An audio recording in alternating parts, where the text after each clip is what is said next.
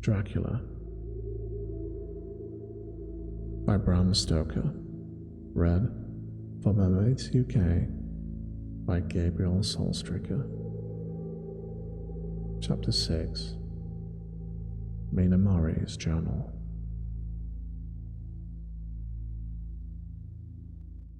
24th of July, Whitby. Lucy met me at the station, looking sweeter and lovelier than ever, and we drove up to the house of the Crescent where they have rooms. This is a lovely place. The little river, Esk, runs through a deep valley, which broadens out as it comes near the harbour. A great viaduct runs across, with high piers, through which the view seems somehow further away than it really is. The valley is beautifully green, and so steep that when you are on the high land on either side, if you look right across, unless you are near enough to see down.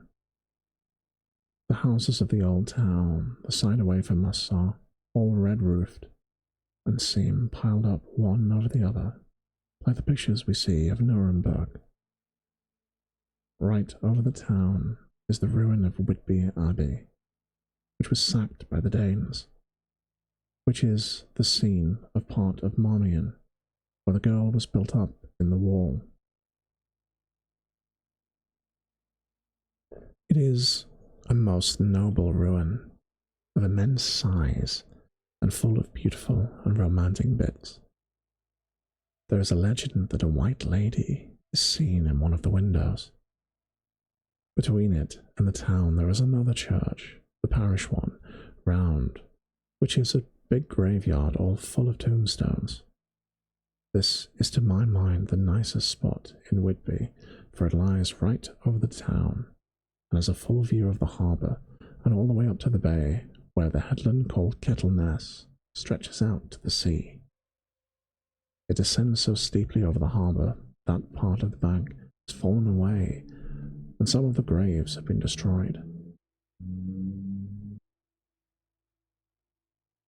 In one place, part of the stonework of the graves stretches out over the sandy pathway far below.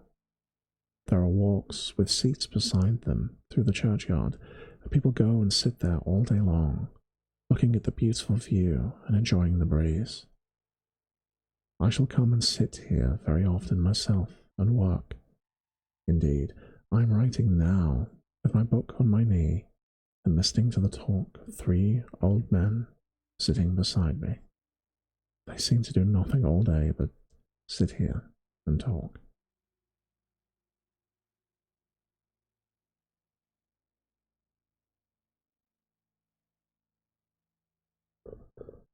The harbour lies below me, with, on the far side, one long granite wall stretching out to the sea, with a curve outwards at the end of it, in the middle of which is a lighthouse. The heavy sea wall runs along the outside. On the near side, the sea wall makes an elbow crooked inversely, and its end too has a lighthouse. Between the 2 piers there is a narrow opening into the harbour, which then widens. It is nice at high water, but when the tide is out, it shoals away to nothing. There is merely the stream of the Esk, running between banks of sand, with rocks here and there. Outside the harbour on this side, there rises for about half a mile a great reef, the sharp edge of which runs straight out from behind the south lighthouse. At the end of it is a buoy with a bell, which swings in bad weather, and sends in a mournful sound on the wind. They have a legend here that when a ship is lost, bells are heard out at sea. I must ask the old man about this. He's coming this way. He is a funny old man. He must be awfully old, for his face is gnarled and twisted like the bark of a tree. He tells me that he is nearly 100, and that he was a sailor in the Greenland fishing fleet when Waterloo was fought. He is, I am afraid, a very sceptical person, for when I asked him about the bells at sea and the White Lady at the Abbey, he said brusquely, "I wouldn't fash mysel about them, miss. Them things would be all wore out. Mind, I don't say that they never was, but I do say that they wasn't in my time.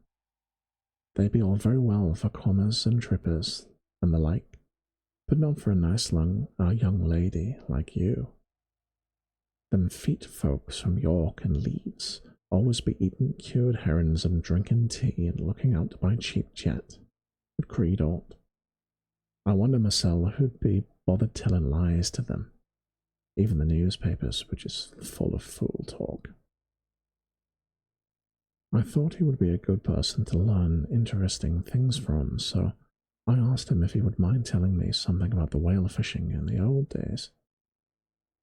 He was just settling himself to begin when the clock struck 6, whereupon he laboured to get up and said, "I'm a gang again was home now, miss. My granddaughter doesn't like to be kept waiting when the tea is ready, for it takes me time to crammel aboon the grease. For there be many of them, and miss, I lack belly timber sadly by the clock." He hobbled away, and I could see him hurrying, as well he could, down the steps. The steps are a great feature on this place. They lead from the town to the church. There are hundreds of them. I do not know how many. They wind in a delicate curve. The slope is so gentle that a horse could walk up and down them. I think they must have originally had something to do with the Abbey. I shall go home too. Lucy went out there visiting with her mother, and as there were only duty calls, I did not go. They will be home by this.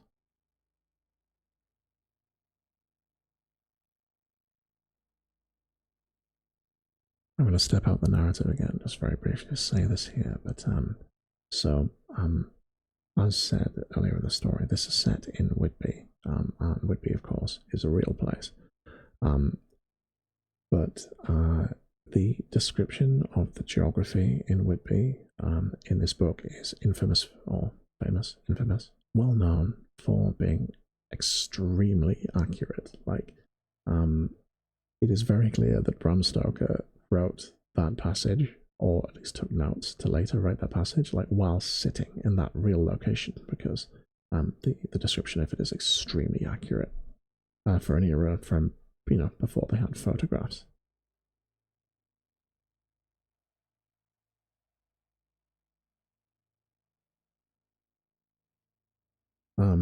Whitby is actually a pretty awesome place.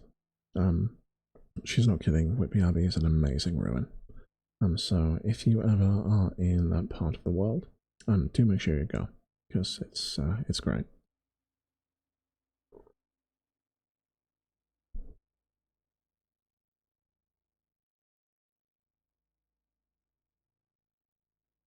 Right, I'll continue. 1st of August. I came up here an hour ago with Lucy, and we had a most interesting talk with my old friend and the 2 others who always come and join him. He's evidently the Sir Oracle of them, and I should think must have been, in his time, a most dictatorial person. He will not admit anything and downfaces everybody. If you can't argue them, he bullies them and then takes their silence for agreement with his views. Lucy was looking sweetly pretty in her white lawn frock. She has got a beautiful colour since she has been here. I noticed that the old man did not lose any time in coming up and sitting near her when we sat down. She is so sweet with the old people. I think they all fell in love with her on the spot. Even my old man succumbed to her and did not contradict her, but gave me double share instead. I got him on the subject of the legends, and he went off at once into a sort of sermon. I must try to remember it and put it down. It be all fool talk, lock, stock and barrel. That's what it be and nowt else. These bands and wafts and burghosts and barghosts and boggles and all in them is only fit to set bairns and dizzy women a belderin. They be nowt but airblibs. Airblibs, that's Some of this terminology is interesting. We're going to have to look some of this up, but okay. They and all grims and signs and warnings, beyond invented by parsons and Ilsen book bodies and railway touters to scare us scunner halflings, all to get folks to do something that they don't other inclined to. It makes me eyeful to think of them. Why, it's them that, not content with printing lies on paper and preaching out of them pulpits, does want to be cutting on them tombstones. Look here all around you, and what at you will. All them steens, holding up their heads as well as they can out of their pride, is vacant. Simply tumbling down with the weight of the lies wrote in them. Here lies the body, or sacred the memory wrote on all of them, and yet nigh half of them there be no bodies at all. The memories of them ain't being kept a pinch of snuff about, much less sacred. Lies, all of them, nothing but lies of one kind or another. My gog, but it'll be a square scoundrement at the day of judgment, when they come tumbling up in their death sarks all trooped together and trying to drag their tombstones with them, to prove how good they was, some of them trimlin' and dithering with their hands and dozen all slipping and lying from the sea. They can't even keep their grip of them.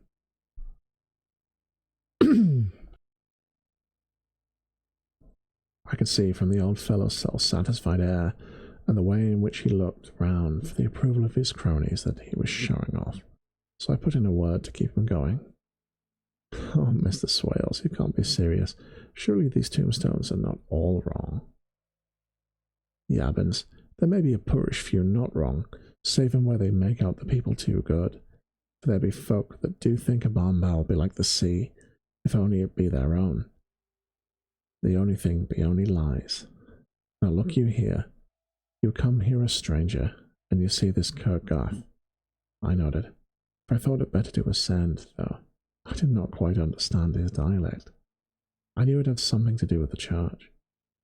He went on, and you can say that all these steens be a boon folk that have a dear, snod and snog. I sent it again. Then that be just where the lie comes in. Why, there be scores of these lay beds that be tombed as old as Dunn's back-a-box on a Friday night. He nudged one of his companions, and they all laughed. My God, how could they be otherwise? Look at that one, the aftest the best in the beer bank. Read it. I went over and read. Edward Spensler, Master Mariner, murdered by pirates off the coast of Andres. April 1854. 30th. When I came back, Mr. Swales went on. Who brought him home, I wonder, to have him here? Murdered off the coast of Andres? And you consated his body lay under? Why, I could name ye a dozen whose bones lie in green in the seas above. He pointed northwards, where the currents have drifted them. There be the steens around ye. Ye can, with your young eyes, read the small print of the lies from here. This Braithwaite Lowry, I knew his father, lost in the lively off Greenland in 20, or Andrew Woodhouse, drowned in the same seas in 1777, or John Paxton, drowned off Cape Farewell a year later, or John Rawlings, whose grandfather sailed with me, drowned in the Gulf of Finland in 50. Do you think that all these men will have to make a rush to Whitby when the trumpet sounds? I had me anthrems about it. I tell ye, when they got here, they'd be jummelin' and jostling one another. That way, it'd be like a fight up to the ice in the old days, when we'd be at one another from daylight to dark, and try to tie up our cuts by the light of Aurora Borealis. This was evidently local pleasantry, for the old man cackled over it, and his cronies joined in gusto.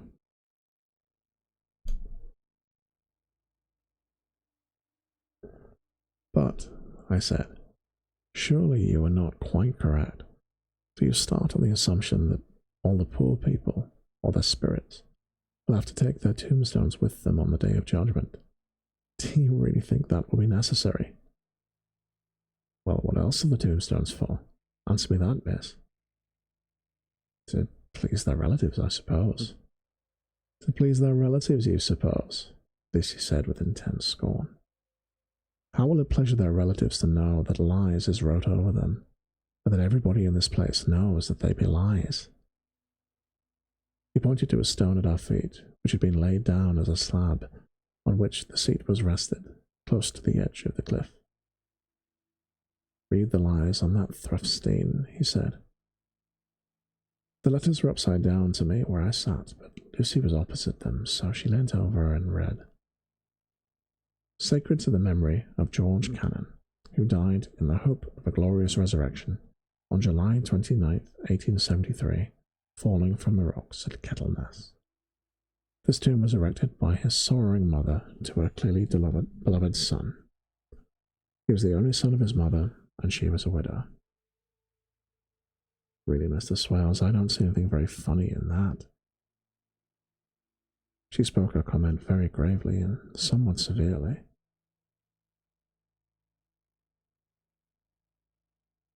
"You don't see aught funny? Ha! But that's because you don't come from the sorrowing mother, as was a hellcat that hated him because he was a screwed. A regular lanter he was, but he hated her so that he committed suicide in order that she mightn't get the insurance she put on his life. He blew nigh on the top of his head off with an old musket, for they had for scaring the crows. 'Twa'n't for crows then, for it brought the clegs and the dabs to him. That's the way he fell off the rocks. And as to hopes of a glorious resurrection, I've not unheard him say myself that he hoped he'd go to hell, for his mother was so pious she'd be sure to go to heaven, and he didn't want to addle where she was. There wasn't that a steen at any rate."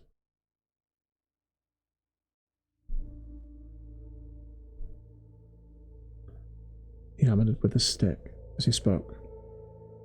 "A pack of lies. It won't make a Gabriel cackle when Johnny comes panting out of the grease, with the tombstone balanced on his hump, and asks it to be took as evidence." I did not know what to say, but Lucy turned the conversation as she said, rising up, "Why did you tell us of this? It is my favourite seat, and I cannot leave it, and now I must go on sitting over the grave of a suicide." "That won't harm ye, my pretty. It may make poor Geordie gladsome to have so trim a lass sitting on his lap. That won't hurt ye. Why, I've sat off here for nigh 20 years past, and it ain't done me any harm. Don't you fash about them as lies under ye, or that doesn't lie there either. It'll be time for ye to be getting scarred when ye see the tombstones all run away with, and the place as bare as a stubble field. There's the clock, and I must gang. My service to ye, ladies." And off he hobbled. Lucy and I sat a while, and it was also beautiful before us that we took hands as we sat, and she told me all over again about Arthur and their coming marriage. That made me just a little heartsick, for I have not heard from Jonathan for a whole month.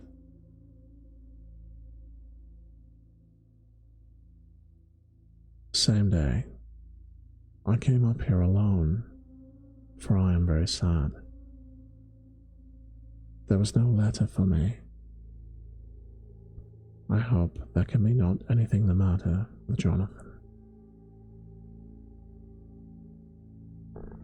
The clock has just struck 9. I see the lights scattered all over the town, sometimes in rows where the streets are, and sometimes singly. They don't run right up the Esk and die away in the curve of the valley. To my left, the view is cut off by a black line of roof of the old house next to the abbey. The sheep and the lambs bleat in the fields away behind me. There is a clatter of donkeys' hooves up the paved road below. The band on the pier plays a harsh waltz in good time, and further along the quay there is a Salvation Army meeting in a back street. Neither of the bands hears the other, but up here I hear and see them both. I wonder where Jonathan is, and if he thinks of me. I wish he were here.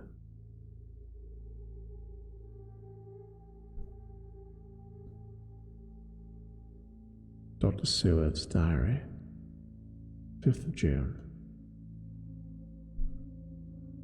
The case of Renfield grows ever more interesting the more I get to understand the man. He has certain qualities very largely developed: selfishness, secrecy, and purpose. I wish I could get at what is the object of the latter. He seems to have some settled scheme of his own, but what it is I do not yet know.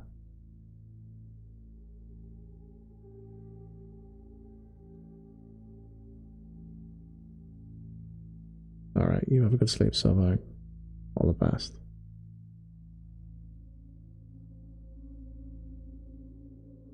His redeeming quality is a love of animals, though indeed he has such curious turns in it that I sometimes imagine he is only abnormally cruel. His pets are of odd sorts. Just now his hobby is catching flies. He has at present such a quantity that I had myself to expostulate. To my astonishment, he did not break out into a fury as I expected, but took the matter in simple seriousness. He thought for a moment, and then said, "May I have 3 days? I shall clear them away." Of course, I said that would do, but I must watch him.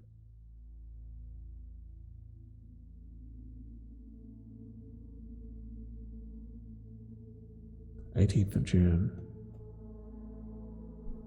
He has turned his mind now to spiders and has got several very big fellows in a box. He keeps feeding them with his flies, and the number of the latter is becoming sensibly diminished, though he has used half his food in attracting more flies from outside his room. 1st of July. His spiders are now becoming as great a nuisance as his flies, and today I told him that he must get rid of them. He looked very sad at this, so I said that he must clear out some of them, at all events. He cheerfully acquiesced in this, and I gave him the same time as before our reduction.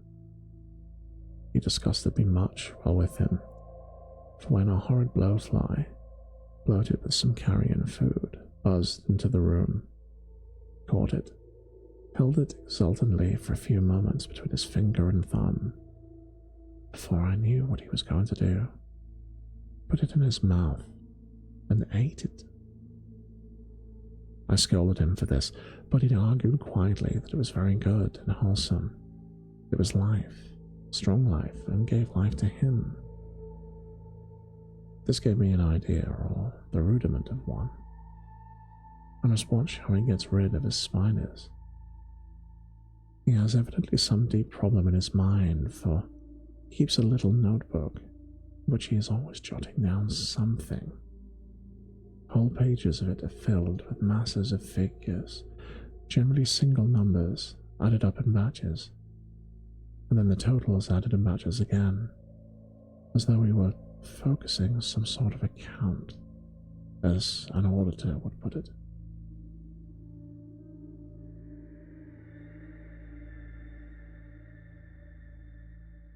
"8th of July.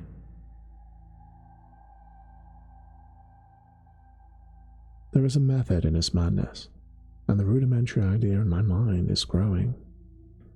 It will be a whole idea soon, and then a one conscious celebration. You'll have to give the wall to your conscious brother. I kept away from my friend for a few days, so that I might notice if there were any change. Things remain as they were, except he has parted with some of his pets and got a new one. He has managed to get a sparrow, already partially tamed. His means of taming is simple, for already the spiders have diminished. Those that do remain, however, are well fed, for he still brings in the flies by tempting them with his food. 19th of July. We are progressing. My friend now has a whole colony of sparrows, and his flies and spiders are almost obliterated.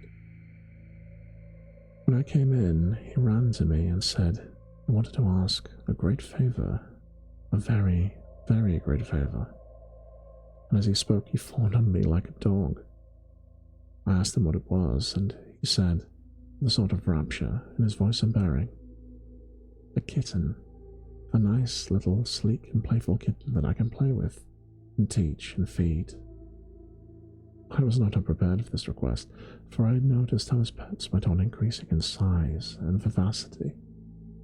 But I did not care that his pretty family of tame sparrows would be wiped out in the same manner as the flies and spiders, so I said I would see about it. And I asked him if he would rather have a cat than a kitten. His eagerness betrayed him as he answered, "Oh yes, I would like a cat. I only asked for a kitten lest you should refuse me a cat. No one would refuse me a kitten, would they?" I shook my head and said that at present I feared it would not be possible, but that I would see about it. His face fell, and I could see a warning of danger in it. But there was a sudden, fierce, sidelong look, which meant killing. This man is an undeveloped homicidal maniac. I shall test him with his present craving and see how it will work out. Then I shall know more. 10 p.m. I had visited him again and found him sitting in a corner, brooding. When I came in, he threw himself on his knees before me and implored me to let him have a cat, that his salvation depended upon it. I was firm, however, and told him that he could not have it, whereupon he went without a word and sat down, gnawing his fingers, in the corner where I had found him. I shall see him in the morning, early. 20th of July. Visited Renfield very early, before the attendant went his rounds. Found him up and humming a tune. He was spreading out his sugar, which he had saved, in the window, and was manifestly beginning his fly-catching again. And beginning it cheerfully, with a good grace. I looked around for his birds, and not seeing them, I asked him where they were. He replied without turning round. They had all flown away. There were feathers about the room on his pillow and a drop of blood. I said nothing, but went and told the keeper to report to me if there were anything odd about him during the day.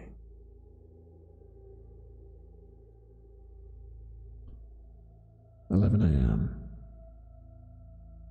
The attendant has just been to me to say that Renfield has been very sick and disgorged a whole lot of feathers. My belief is, doctor, he said, that he has eaten his birds, and that he ate them raw.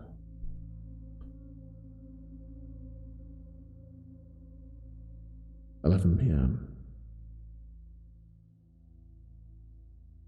I gave Renfield a strong opiate tonight, enough to make him sleep. I took away his pocketbook to look at it. The thought that has been buzzing about my brain lately is complete, and the theory proved.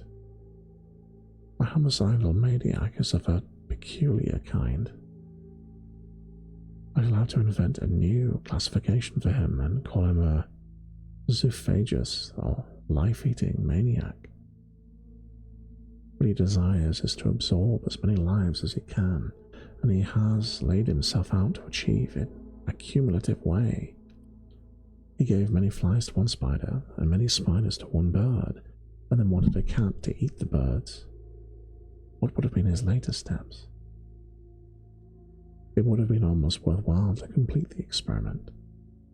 It might be done if there were only a sufficient cause. Men sneered at vivisection, yet look at the results today.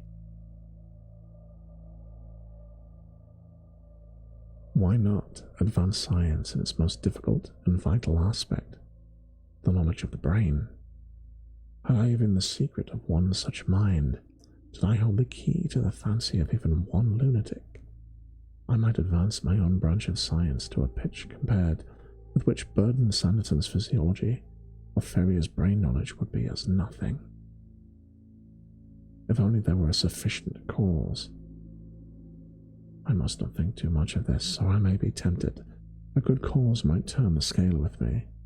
For may I be too of an exceptional brain, congenitally.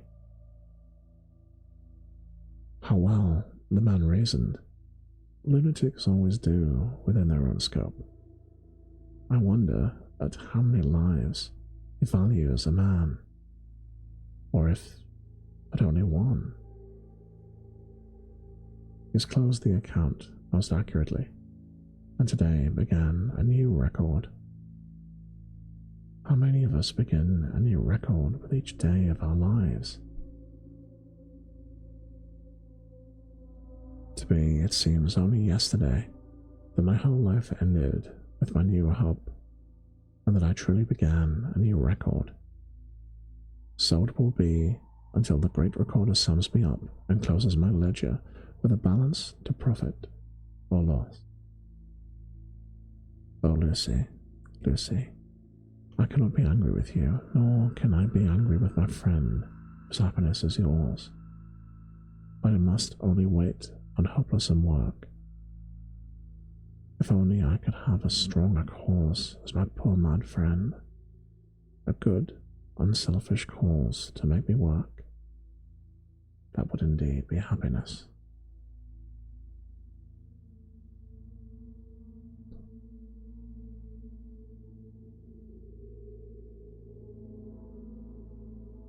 Mina Murray's Journal.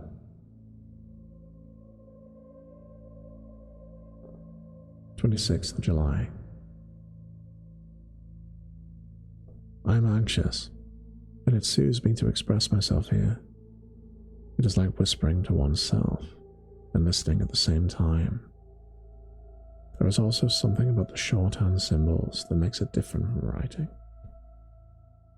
I am unhappy about Lucy and about Jonathan. I had not heard from Jonathan for some time. I was very concerned. Yesterday, dear Hawkins, who was also always so kind, sent me a letter from him. I'd written asking him if he had heard, and he had said the enclosed had just been received.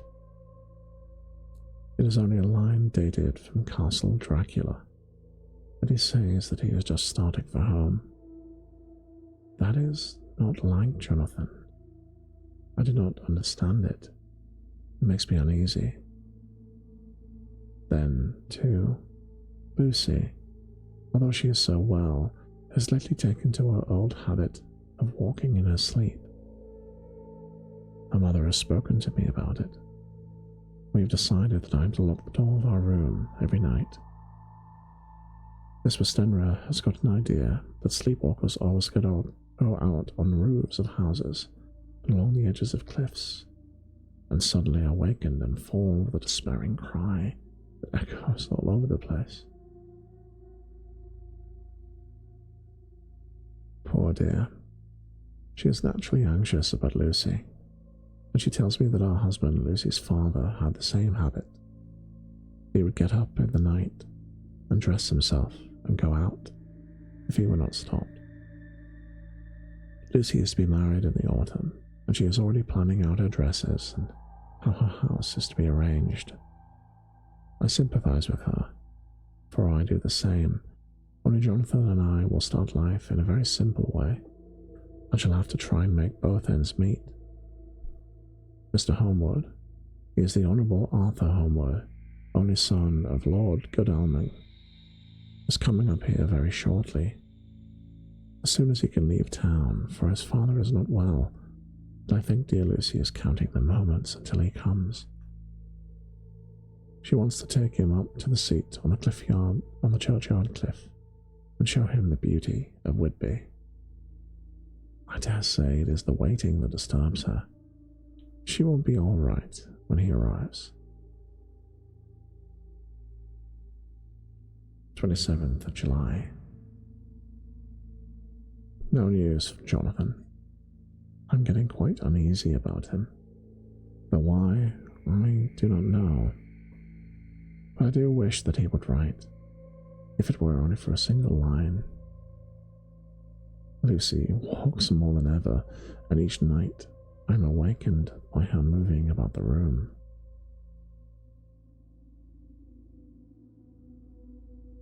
Fortunately, the weather is so hot that she cannot get cold, but still the anxiety and the perpetually being wakened is beginning to tell, and I'm getting nervous and wakeful myself. Thank God, Lucy's health keeps up. Mr. Homewood has been suddenly called to ring to see his father, who has been taken seriously ill.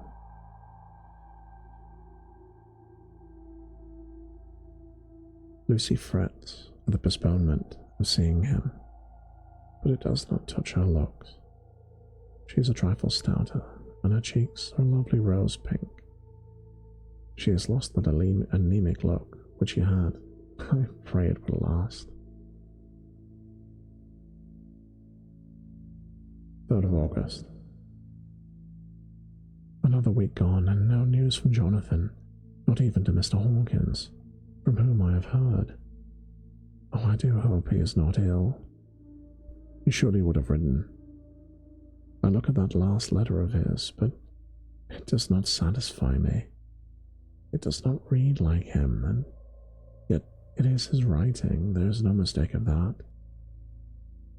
Lucy has not walked much in her sleep last week, but there is an odd concentration about her which I do not understand. Even in her sleep, she seems to be watching me. She tries the door, finding it locked, goes about the room and searches for the key. 6th of August. Another 3 days and no news. The suspense is getting dreadful. If I only knew where to write or where to go, I should feel easier. But no one has heard a word of Jonathan since that last letter. I must only pray to God for patience. Lucy is more excitable than ever, but otherwise well. Last night was very threatening, and the fishermen say that we are in for a storm. I must try to watch it and learn the weather signs.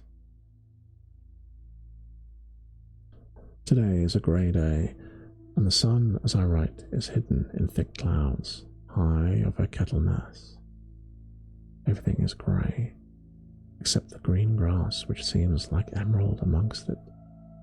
Grey, earthy rock, grey clouds, tinged with the sunburst at the far edge, hang out over the grey sea, into which the sun points stretch like grey fingers.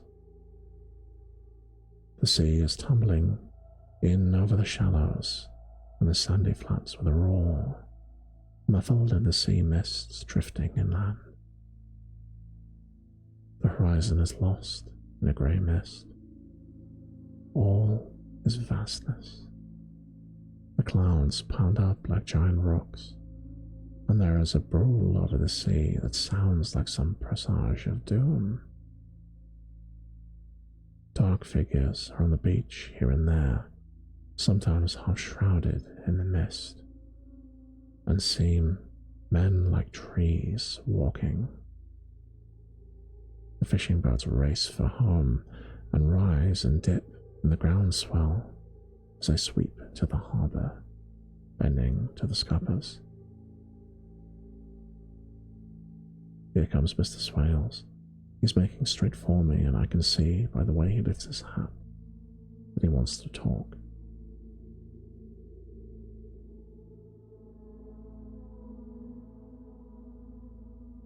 I've been quite touched by the change in the old man. When he sat down beside me, he said, in a very gentle way, "I want to say something to you, miss." I could see he was not at ease, so I took his poor old wrinkled hand in mine and asked him to speak fully. So he said, leaving his hand in mine, "I'm afraid, my dearie, that I must have shocked you by all the wicked things I've been saying about the dead and such like for weeks past. But I didn't mean them, and I want you to remember that when I'm gone. We old folks that bedaffled, and with one foot abaft in the crockhole, don't altogether like to think of it. We don't want to feel scared of it, and that's why I took to making light of it, so that I'd cheer up my own heart. But Lord love ye, miss, I ain't afraid of dying, not a bit. Only I don't want to die if I can help it. My time must be nigh at hand now, for I own 100 years is too much for any man to expect. And I'm so nigh that it be the old man is already whetting his scythe.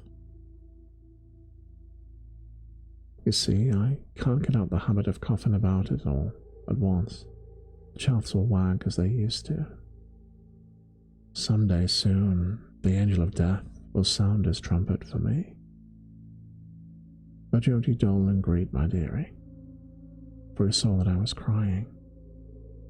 If he should come this very night, I'd not refuse to answer his call. For life be, after all, only a waiting for something else that we are doing, and death be all that we can rightly depend on. But I'm content, for it's coming to me, my dearie, and coming quick. It may be coming while we looking and wondering. Maybe it's in that wind over the sea that's bringing with it loss and wreck and sore distress and sad hearts. Look, cried suddenly. There's something in that wind and in the host beyond that sounds and looks and tastes and smells like death. It's in the air. I feel it coming. Lord, make me answer cheerful when my call comes. He held up his arms devoutly and raised his hat.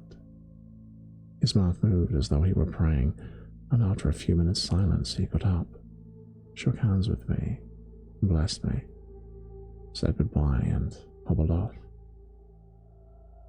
It all touched me and upset me very much.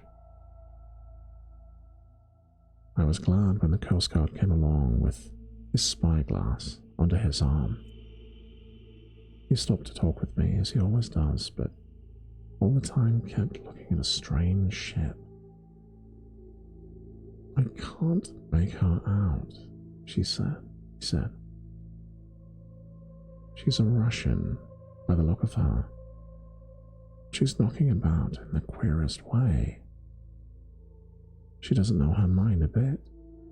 She seems to see the storm coming, but can't decide whether to run up north in the open or to put in here. Look there again. She has steered mighty strangely, for she doesn't mind the hand on the wheel, changes about with every puff of wind. We'll have more of her before this time tomorrow.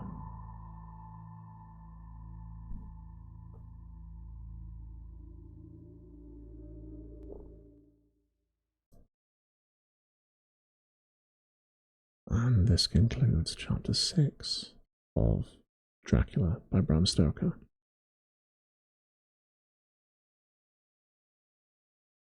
So, for the benefit of people watching on the VODs, I'm just going to very quickly explain what's going on. So, I am reading all of Dracula throughout the month of October 2025.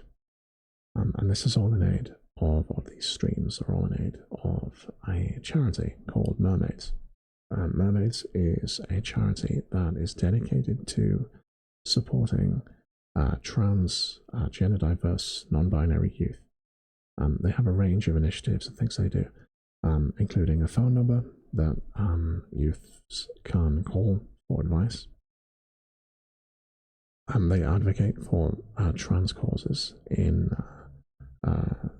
society, and then also they also have an approach for supporting the parents of trans children.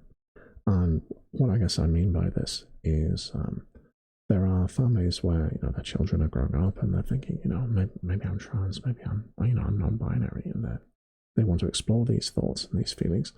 And in some cases, their parents, if they're very fortunate, their parents might be totally behind this, and they really want to see their children grow into the person that they want to be. But adolescence is a very difficult time, and as anyone that's been through it will know. And even more so for trans people who society has tried to other and demonize for no good reason. But those parents with those children, they might really want to support and help their teen, I guess, likely a teenager. But it could be difficult for them because if they're not trans themselves, then they might not have a great understanding of the specific issues that their child is facing. So they might want to support them, but they just struggle to do that because they don't have the framework to do it with. And their child might not be able to articulate to them what their problems are. So mermaids can help with that too. So they can kind of help the family as a unit, which I think is a great thing, it's a great initiative that they have.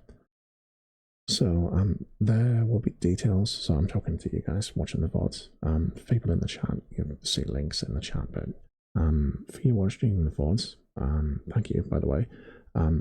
You can find the links in the description. That will take you to the Tiltify page, where you can read more about mermaids and potentially donate as well. And it's very much one of those situations where even every penny makes a difference. Just a couple of pounds, a couple of bucks, it'll make a huge difference, I'm sure.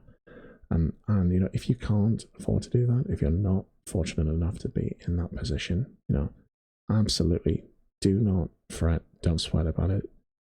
Things are Lord knows, things are pretty bad right now, so many ways.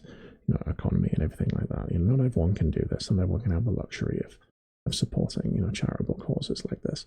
But in that scenario, first of all, if you're just watching this, then you're helping in your own way. But then also, if you know anyone that you think might want to read more about the work of mermaids, might be able to donate, please pass the campaign on to them. If you know anyone that you think would like these VODs, please link the VODs, and then they might hear about this and might decide to donate themselves. So in advance, to all of you who are watching this, from myself and from mermaids, thank you.